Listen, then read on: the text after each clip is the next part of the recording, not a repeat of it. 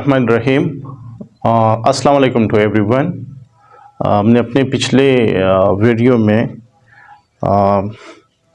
जो एसे की स्ट्रेंथ थी उसके बारे में हम पढ़े थे कि किसी भी कैंडिडेट को सीएसएस की एग्ज़ाम देने से पहले उसकी तैयारी के लिए कितने एसेस तैयार करनी चाहिए। आज हम स्ट्रक्चर ऑफ एसे की तरफ आ रहे हैं। तो आज हम सबसे पहले पढ़ेंगे कि किसी एसे जो इंग्लिश एसे हैं उसके कितने पार्ट्स होते हैं। तो आज हम पढ़ेंगे, जैसे आपको बोर्ड के ऊपर दिखाई दे रहे हैं, पार्ट्स ऑफ एन एसे, कि किसी एसे के कितने पार्ट्स हैं। तो बुनियादी तौर पर एसे के 3 पार्ट्स हैं जो कि यहाँ पे मेंशन है, जिसमें इंट्रोडक्शन है।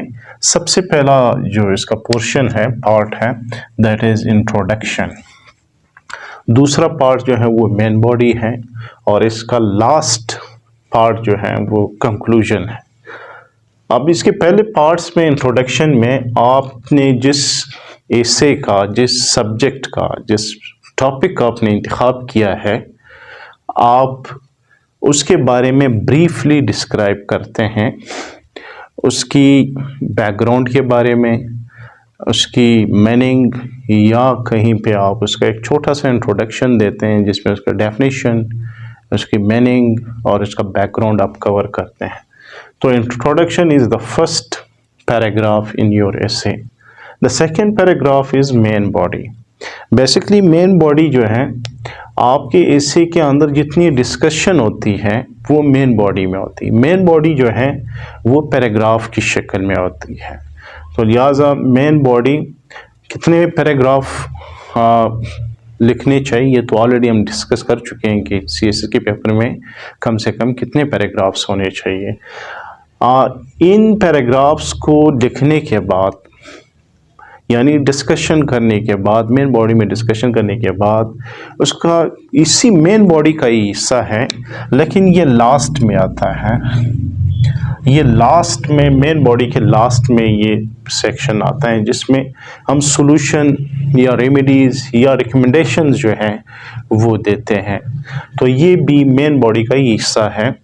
आपने जितने पैराग्राफ्स लिखे हैं, मिसाल के तौर पर अगर आपने 16 to 17 पैराग्राफ्स, 18 पैराग्राफ्स लिखे हैं, तो आपने सॉल्यूशन या रेमेडीज़ या रिकमेंडेशन के अंदर आपने उतनी ही रिकमेंडेशंस देने हैं।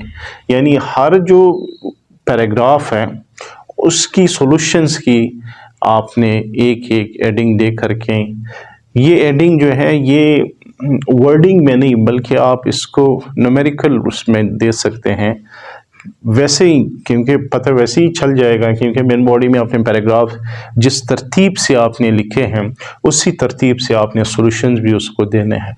तो लिहाजा हर पैराग्राफ के लिए सॉल्यूशंस। अब बात यह है कि सॉल्यूशंस जो आप दे रहे हैं वो कितने लाइंस पे, या उनके लिए पैराग्राफ की ज़रूरत है या उनके लिए लाइंस की ज़रूरत है। ये मेरे ख़्याल से, जहाँ तक मैं समझता हूँ, कि आपको कोई 5-6 लाइनों में आपने जाके इसके सॉल्यूशंस देना है। हर सॉल्यूशन जो आप दे रहे हैं that should not be more than 5 to 6 line. उसकी वजह ये है, अगर आप इससे ज़्यादा देते हैं, मिसाल के तौर पर अगर आपने 15 पैराग्राफ्स लिखे हैं और हर एक सॉल्यूशन जो है अगर आप 5 लाइन से ज़्यादा करते हैं तो 15 5 या 75 आते हैं। तो लिहाजा ये 75 लाइन, जिसका मतलब ये है कि आप मज़ीद कम से कम आप कोई 6-7 पेजेस लिख रहे हैं। तो मेरे ख्याल से ये इस तरह फिर कंक्लूड करना बड़ा मुश्किल होगा। लिहाजा मैं समझता हूँ कि मैक्सिमम 5 to 6 लाइन में आपने उसके सॉल्यूशंस देने हैं, और सॉल्यूशंस देने के बाद जो लास्ट पोर्शन है वो कंक्लूजन है। कंक्लूजन में आपने इस एसे में जो कुछ भी आपने लिखा है, from the very beginning, from introduction to solutions, आपने जो कुछ दिया है उसको सबको आपने कंक्लूड करना है। कंक्लूजन को हम समरी कहते हैं। समरी नहीं बल्कि ये प्रिसाइज वर्ड में किसी चीज़ को कंक्लूड करना है। There is a difference between summary and precise.